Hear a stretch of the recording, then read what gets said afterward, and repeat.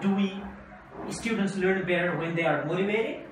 Or what are the things that we need, or that one needs to acquire while learning second language? These things we learn here. So noticing errors. We always make errors while learning language. Yes. We are like students make errors. They commit errors. And do you think errors are good signs of learning or bad signs of learning? These issues we will discuss, right? Some teachers, they think that no, learners should not commit any errors, because if they are committing errors or making mistakes, means they are not learning properly, right? Teachers are not teaching properly. There are some school of thirds that they talk like this, right? You might have experience in your schools also, since you said you taught a year. Principals, what they say, if students commit mistake, they directly come to the teacher and they say, what do you do? What did you teach, right? Yeah. What were you doing in the whole class? Yeah. Whole year? Yeah, right? Yeah. So they say so, right? Yeah. So one view is there. Errors, committing error is not good sign of learning, right? Some say so, but another school of thought is there. What it says is no. When learning language, errors are inevitable. It means we cannot avoid them. Therefore, it's pretty much necessary to let our students commit errors in the beginning, right? So there is another view. So we will discuss on both of the views, and we will get our conclusion. So what is the best ways to correct errors? They commit error, should we correct them or not? Okay? So what happens is, sometimes you might have experienced, you are speaking, right? You are learning English or any of the languages, and you are speaking or writing, and you committed some of the mistakes, and your instructor says, no, that's not good, you're committing error. You do like this. And what happens for some students is that correction may hamper. For example, you may be demotivated. You don't like to be corrected on the spot, right? In front of other people. You don't like to be corrected like that. Some students have that mentality, right? But some students, they would like to be corrected in front of friends also, no problem. But what are the techniques, some of the techniques to correct errors in speaking or writing or grammar or vocabulary, listening, reading, whatever, right? These things we will talk under this area, right? Now we go to the next one, that is foreign language walks 1 and 2. So here, what you're going to do is, you will learn in foreign language walk 1. What you will do is, you will learn 80 words of the language that you don't know at all. It means, do you speak Nepali? Is Nepali your mother tongue? No. Yes. Is it your mother tongue? No, my one is Tamang. Tamang, good. Yeah. So Nepali is your, you learned Nepali after you learned Tamang language, right? So, you are not going to learn 80 words of Tamang language, not of Nepali, not of English. Out of these 3 languages, right, you are learning 80 words of the language that you don't know at all. For example, you may go for Newali language, right? Very simple words. For example, can you see there? Yeah, I've already seen that. Yeah, this is what they learned, right? One of the students, Krishna, he was with Gopal. Gopal was with him, right? Krishna learned some of the Rai Fulum language, right? The words of Rai Fulum language, 80 words, right? And what you have to do is first English, then you have to translate to other language. So it's of your choice. Whatever you learn is your choice. But you are not learning from Nepali, you are not learning from your mother tongue, you are not learning from English because you already know these languages, but you go for different language. And for this, you have to find out a teacher for 30 minutes or 35 minutes, or your friends might be there around your locality, surrounding, right? So you may go for that, right?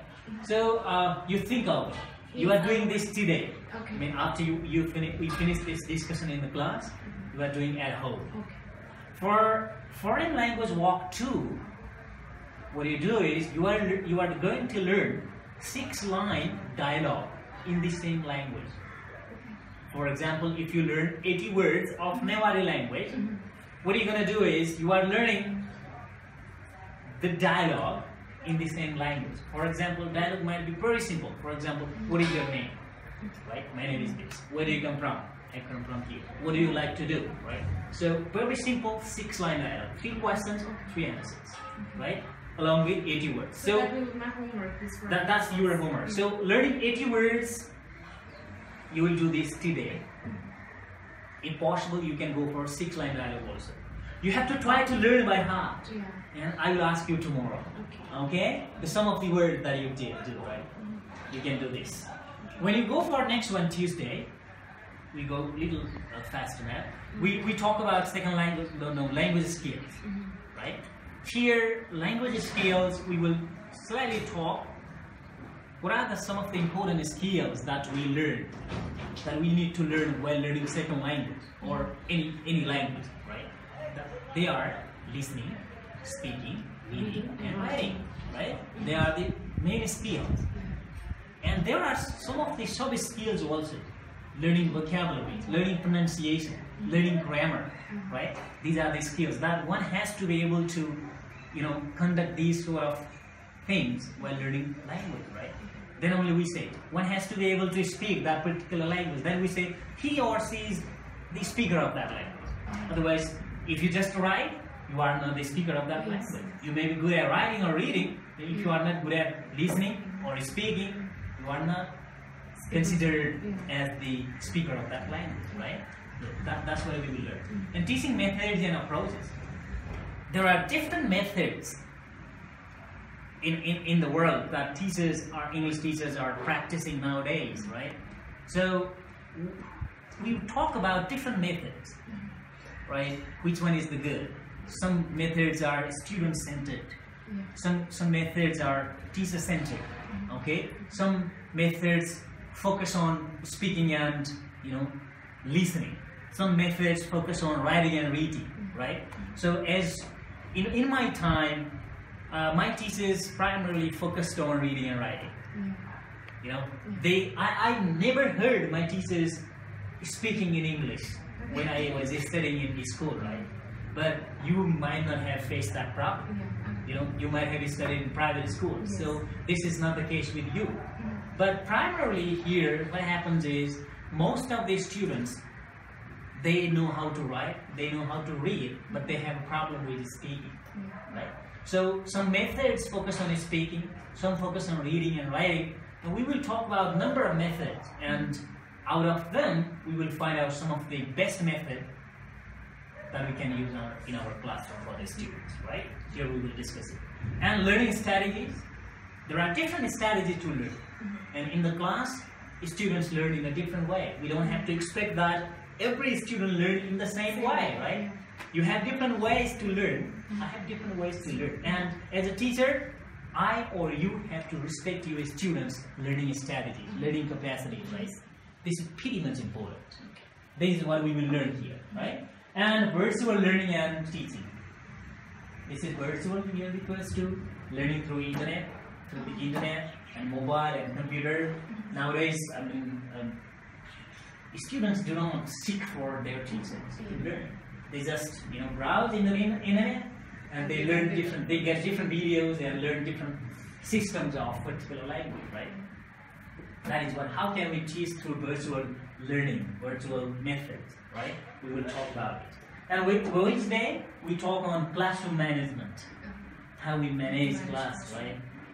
Classroom management is not just managing chairs and desks and blackboards and markers and pencils or things, right? But this is something different. For example, along with this, we have to manage our class, lesson plan, material, our students, right? So these things we will learn here. Useful vocabularies, techniques to teach vocabularies, how to teach vocabularies in an effective way. We will learn about it, right? Is rote learning is good for learning vocabularies, or there are some of the ways to learn vocabularies to make it interesting, right? We will talk about it. We will discuss on phonology. Here, what we will do is, you will learn how to produce different words, right? You can see there, the chat. These are the sounds, vowels and consonants that you have to know in English language, right? So you might have learned before, it's pretty much hard for me to make native speakers understand these things, right? They speak good English, right? They speak good pronunciation. They have good pronunciation, but they have a hard time to learn these systems of phonology, English phonology, right? We will talk about it under this heading, phonology, right? And project-based teaching. Here, how can we teach English through different projects? Normally, teachers teach English by just going into the class and asking students, okay, get a book out, page number this, and solve this question, right? But we are not learning these things here. We make our class practical so that students don't know that they are learning English, they're having fun in the classroom, but indirectly they are learning that. So through the projects, we can do those sort of teaching in the class, right? First day, communicative activities, because language learning is all about communication. If we develop such activities in the classroom so that our students can communicate, right? They can interact Each other, right? These activities are pretty much important, right? Therefore, you will learn how to develop communicative activities for the students, right? So that your students will be able to communicate whatever you present in the classroom. So we will learn how to develop materials, activities, and they are really fun. They create fun, yeah? Funny activities, we will do that. So, grammar. You might have studied in school? Yes. Yeah, long ago? Yeah. But this is simple grammar. Here we will talk about it. Grammar is things, sort of things, all the things, but it's pretty much hard for me to teach native speakers. Yeah. They speak nice, but they have a problem with grammar, right? They don't know. So let's compare with us. Like, do you know your native Nepali grammar properly? No, you cannot do it, right? I can do it. You can do it? Yeah. But not that much of English, because English grammar you might have studied very nicely. Yeah. If you have studied Nepali grammar, you can do it. But if you have not gone through it, I have a problem with Nepali grammar because I haven't studied much. Therefore, any native speakers, a person from America, he comes here or she comes here, learns grammar of Nepali language, he or she can teach me grammar of Nepali language. And same thing happens with me. I have to teach English grammar to the native speaker, right? So grammar we will talk, and grammar, context setting, modeling, and lesson planning. How to plan lessons, how to set context for the.